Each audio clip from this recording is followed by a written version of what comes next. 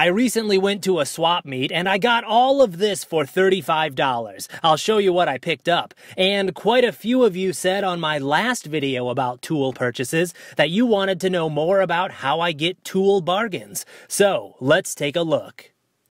It's bright and early here at the swap meet. I've got my bag for carrying stuff and my cash.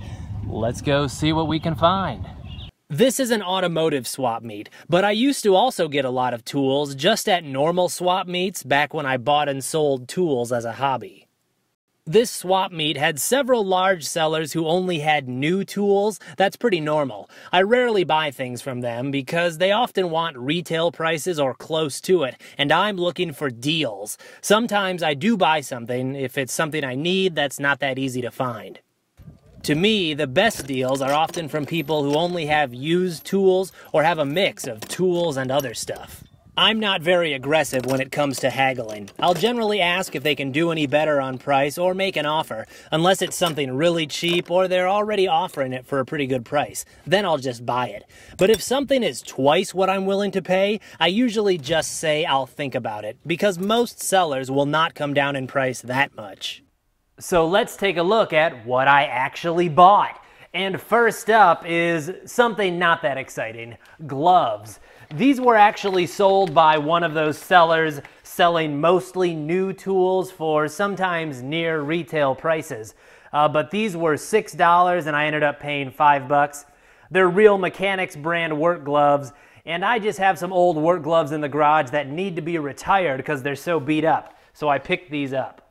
Next up is something that I'll admit was a little bit of an impulse purchase. This is a Wright half-inch drive ratchet. Wright is an industrial brand made in the USA, and the tools are very high quality. And it's a brand that not that many people know about, so they're often a pretty good deal. I actually was not going to buy this because, if you can see on there, the seller wanted $10, and it is not worth that to me. But I was taking photos of it with my phone because I was going to show you guys this as an example of a brand to look for. And the seller just shouted out, "Hey, how about $5? And I said, $5? Okay. A lot of Wright tools also have date codes, and this does have a date code, 1990. The grip here has some cracks in it. I think these are made out of nitrile rubber. They are pretty chemical resistant, but sometimes they don't age that well. But this is not that big of a deal, because one thing I like about Wright ratchets is if you cut this off, this is just a plain shaft all the way down. So these are perfect ratchets for custom handle ratchet projects, because you cut this off and it's pretty easy to drill an old screwdriver handle into the right size, put it on there, and make a custom handled ratchet. Now it's hammer time. This is a Master Force brand hammer.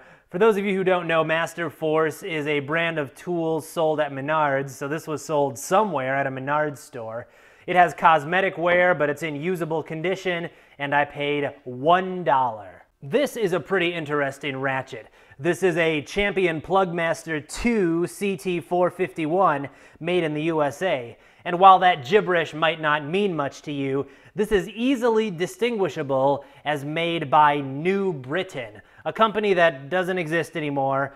They made this same design of ratchet under many, many different brands. You can find this ratcheting mechanism in everything from Husky to New Britain branded, to just a ton of other ones that I'm forgetting right now. This was used a lot in contract production, private label ratchets made by New Britain, and it's a good design. This is a bent handle flex ratchet, which I paid $6 for, and I was decently excited when I found this, because it's a style of ratchet I didn't have. So I went to put it in my toolbox, and I found out, oops, I do have a bent handle flex ratchet. This is a GM Goodwrench, so pretty much a no-name one. So this new one is a lot nicer. Next up is a twofer. There was a guy who had a big bin of tools and he wanted $1 each for him, so I picked these out of the bin. First up is a Plum Pebble Background double box end wrench. Plum is the brand that eventually became Proto, and this design is just really cool. So I picked it up. This has obviously some rust on the finish, but that'll clean up pretty nicely. Next up is this Powercraft 3/8 inch drive ratchet. Powercraft was a house brand of tools sold by Montgomery Ward, and do you notice the family resemblance here? This was made by Wright for Montgomery Ward. Now, Montgomery, or rather I should say Wright, did not make all the Powercraft tools. There were quite a few different brands that made them, including Thorson and some others.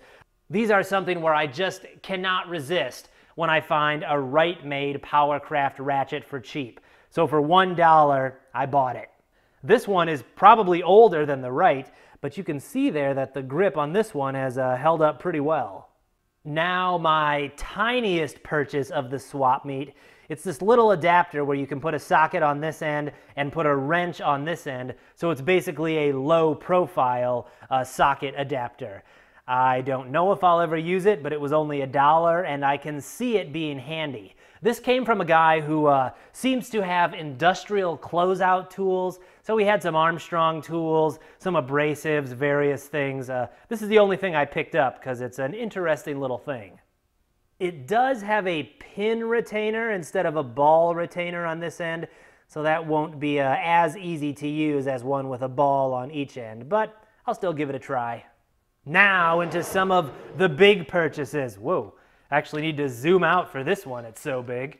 This is a vintage J.H. Williams 3/4 inch drive ratchet.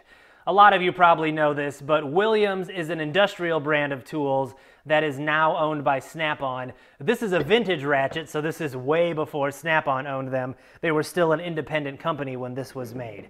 So this was marked 1750. I often don't even ask about 3/4 inch drive tools because a lot of people think they're worth big time money. But I asked what he would take for it. He said 10 bucks. I said okay, and you'll be seeing this in an upcoming ratchet rehab video.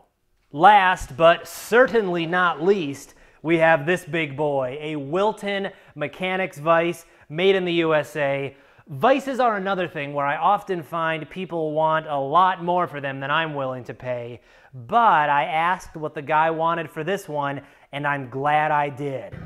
I got it because he only wanted shockingly $5 for it, but now I've got to carry it basically a quarter mile back to my car. Good God, I have so far to go still. I can already see the newspaper headline.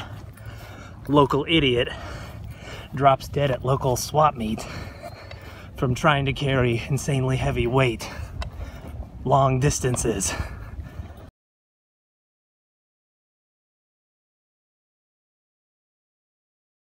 Even if I leave a swap meet without buying a single thing, it's always still fun. There are often interesting cars or other things to look at. For example, check out these vintage beer cans.